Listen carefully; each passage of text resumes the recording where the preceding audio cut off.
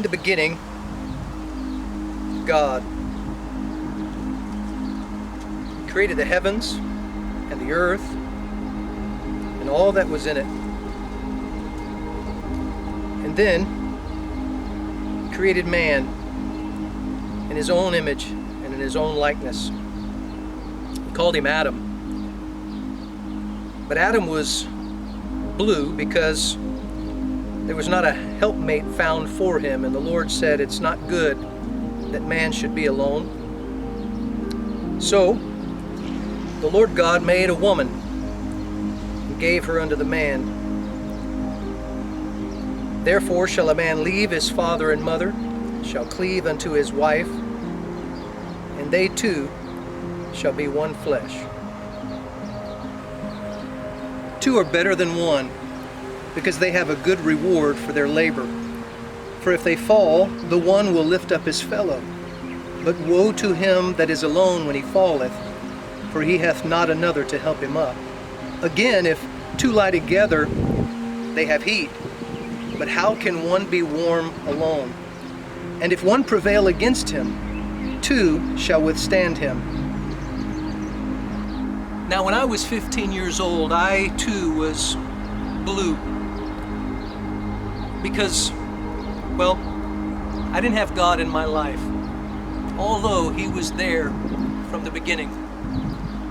Then one Wednesday night, He saved me and gave me a new beginning, a new life in Him.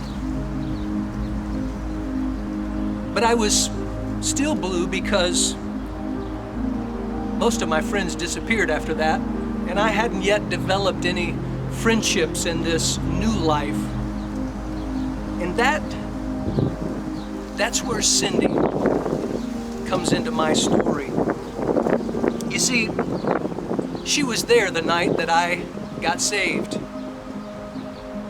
But I had closed the door of attraction when it comes to girls because I needed the Lord to change some things in me so that I didn't repeat mistakes of my previous life. But then a new attraction began to blossom, began to form. She was unlike any girl I had ever known. She became my friend. Then she became my best friend.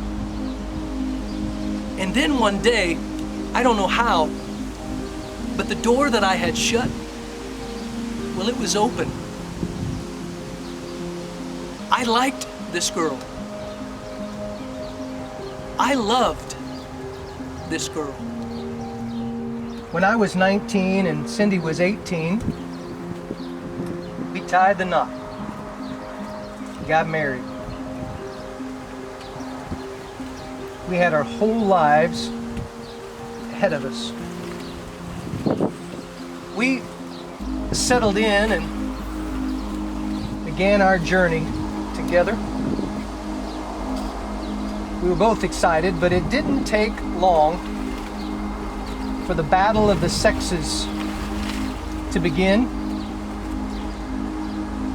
for selfishness to set in, for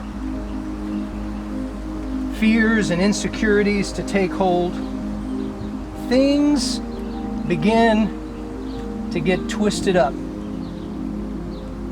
And we were stuck in a cycle that went around and around and around. We knew we were better together, that two were better than one, and we knew that the two were supposed to become one.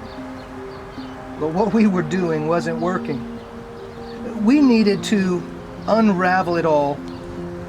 We need to strip it all down, go back to the beginning and start all over. Now, the Lord was there from the beginning. We just didn't let Him take over control of our relationship and our marriage.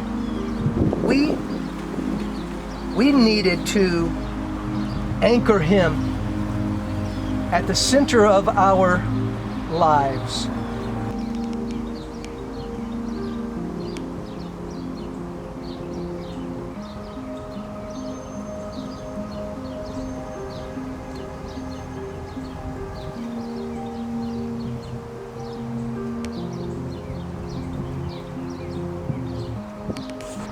The Lord then became our referee. He became the tiebreaker. He began to heal our hurts, and our lives began to take on a different shape. We began to see a pattern with a purpose. And we began to realize the rest of Ecclesiastes 4:9.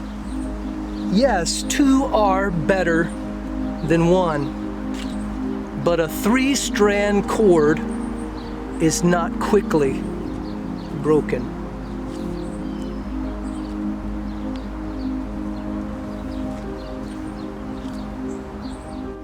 That is where the gold is. That's when marriage becomes money. That's when things really begin to pay off. That's when we realize the value of it all.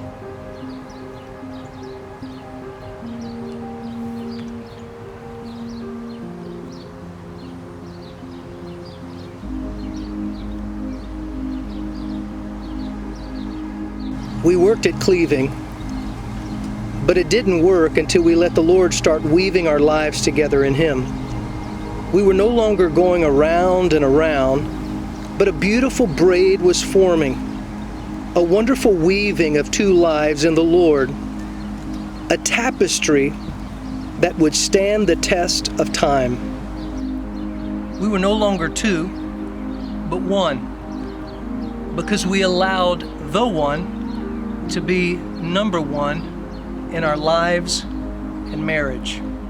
This is when a marriage starts revealing the mystery that Paul talks about in Ephesians 5, a picture of Christ and the church.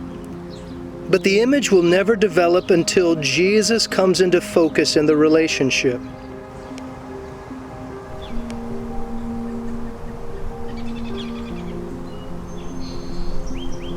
Two are better than one, but a three-strand cord is not quickly broken.